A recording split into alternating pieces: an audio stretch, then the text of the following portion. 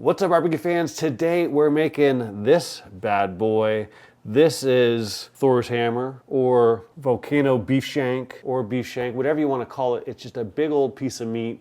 We slow cook this with a ton of smoke on the Komodo Kamado. I mean, check out this. It's just hanging together by the string in the back of it. But I mean, look at that bad boy. It's gonna be delicious. Let me show you how I made it. Let's talk meat. So here is the star of the show. I don't know how much this guy weighs. I forgot to look at the package, but it's a big old beef shank and it's been nicely cleaned up, as you can see. So what we did yesterday is, generally I don't use a binder very often, but I wanted to give this some extra time for some flavor to get into it, and I wanted to put a heavy coating of seasoning on there because it is a big old piece of meat. So I broke out some W sauce and put a very thick coating of that all over it. And then I went in with some seasoned salt. Now I use seasoned salt because it's a little finer, it's gonna get a little deeper into the meat, and it's gonna add some nice flavor to it. And then I went in with some Yoder beef rub, which is delicious, a heavy coating of that. We put it on the rack and it went in the fridge for 20 hours. Actually, if I had the time, I would maybe let this sit for 2 days. I think it would really benefit from all that extra seasoning, but I think it's gonna be pretty darn good. The one thing we're gonna do here is we're going to wrap up our bone. And I have the biggest piece of foil ever. Completely not needed.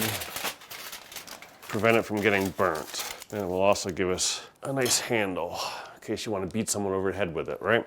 So, about 30 minutes ago, 25 minutes ago, I went outside, we fired up our Komodo Kamado. We're using the Big Bad 32 today, but I'm doing something a little different. Number one, I'm using the Komodo Kamado coffee lump, which is lump made from coffee wood. It adds a delicious flavor, especially on beef. I really do like it with beef.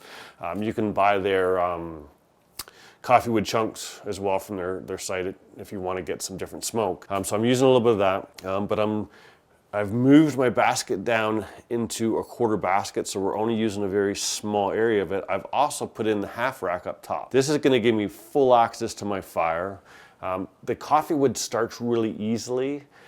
So I lit a very small and short burst with the Grow Blaze or Grow Gun to get it going, and then I put 2 big old chunks of cherry wood on there. Then I decided I would give them a little helping hand, and I used the Grow Gun and I just kind of fired them up a little bit so they could start to produce some flames. And what I'm trying to do is a lower, slower, cold smoke first at like 200.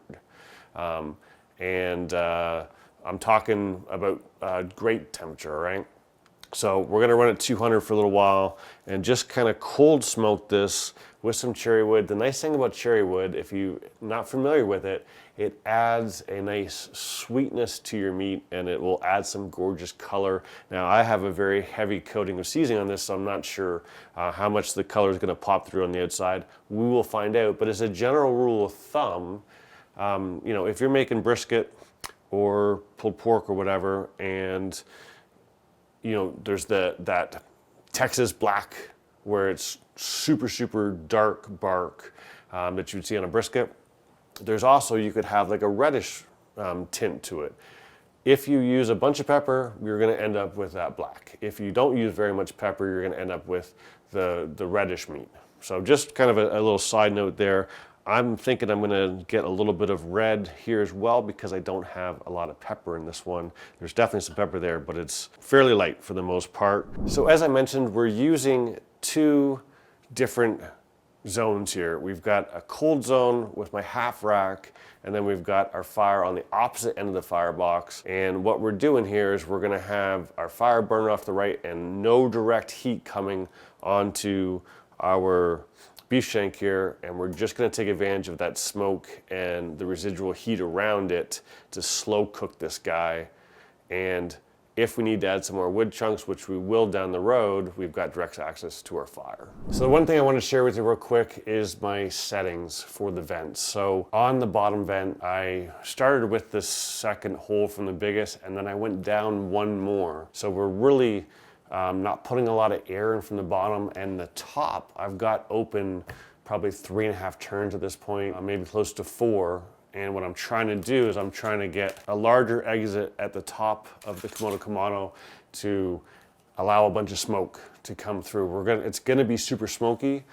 So with a little bit of air, we're gonna be able to keep it smoldering, but we wanna have a bunch of escape area up top so we don't wanna, jam it full of white smoke, right? This is a heavier smoke. And we're gonna do that for a couple hours, and then we're gonna bring it up to 250 and start to render out some of the collagen and whatnot inside the beef shank. So we're just shy of 3 hours. Want to bring you up to speed. Also wanted to talk to you a little bit about grate temp. I mentioned earlier that I was trying to be around 200 grate temp. And in general, between the dome and the grate is between 20 and 50 degrees, depending on how hot you're cooking, right? So if you're gonna use the dome temperature, I'm like 240 is where I've been sitting, okay? About 45 minutes in, I put 2 more chunks of cherry wood in there. And then just now, I put in 2 more chunks of cherry wood, and there really wasn't that much lump left. So I decided to add some lump, and then I got out my Grow Blazer Grow Gun. I just gave it a quick fire to get it going, and just so that it didn't, when charcoal lights the first time, it can have a little bit of a additional flavor to it. So I wanted just to fire it up real quick and not worry about that. And I did it for like 15 seconds. That's all it needs. The coffee wood lump starts super easily. And then I close it back up. But as you can see, if we look at this guy, I mean, it's looking absolutely delicious. I'm going to go 1 more hour, and then I'm gonna bump up my temperature. We're at 130 right now. And we're gonna bring this, go about another hour, then I'm gonna bump up the temperature, and then we're gonna start to render that fat, and we'll get on to the next steps in a little bit. So it's been about 6 hours, and here's our thing of beauty. It did get a little dark on me. It was close, and I took the dogs for a walk, and I should have pulled it off before I took them for a walk. But overall, it looks pretty darn good. What we're gonna do is we're going to wrap this guy. It is super, super hot. Even through the cotton glove and the black glove, that is hot. So I think what I'm gonna do is I'm gonna flip this around and kind of wrap away from me, just to make it easier. I've got some melted tallow here, and I probably, you know what? I wanted to look at the temperature. I'm gonna get a temperature on this guy real quick. I haven't looked at it at all. So we're at 182, 183. So we're actually pretty good. It was running, let me put some tallow on this so we can just get used to each other here a little bit. So this was running at about 200 grade temperature for 3.5 hours, and then I pushed it to 275, and then we were close to probably 290 when I went for a walk, and that's why we get a little dark. But we've been going about 6 hours. So what we're gonna do now is we're gonna wrap this guy. A little awkward to wrap.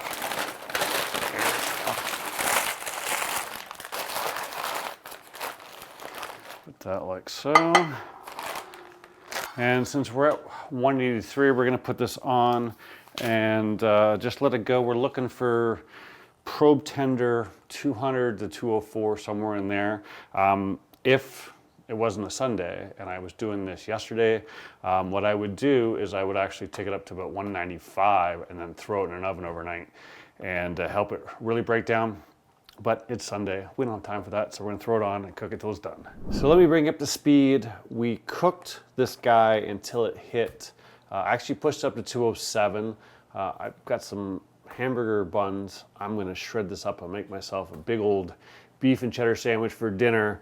But I pushed it, it took about another hour and a half.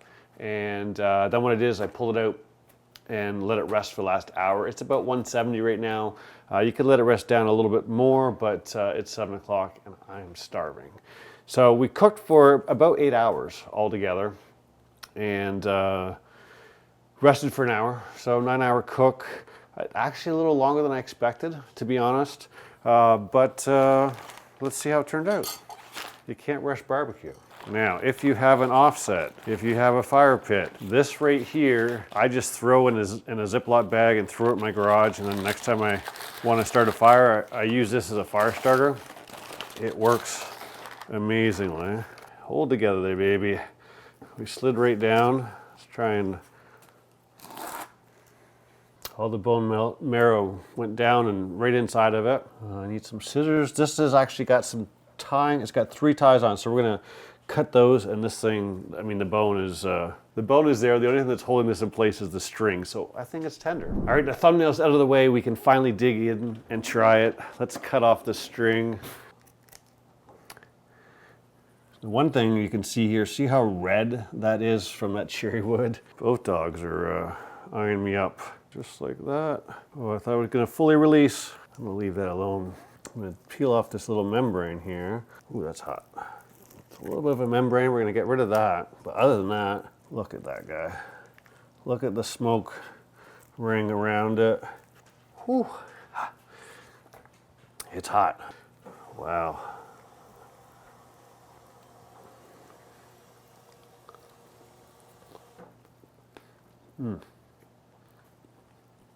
That cherry smoke is just popping through there. That, my friends, is absolutely delicious. There's lots of little nice little nuggets like that. I mean, check out that guy. Tell me that's not just a beautiful piece.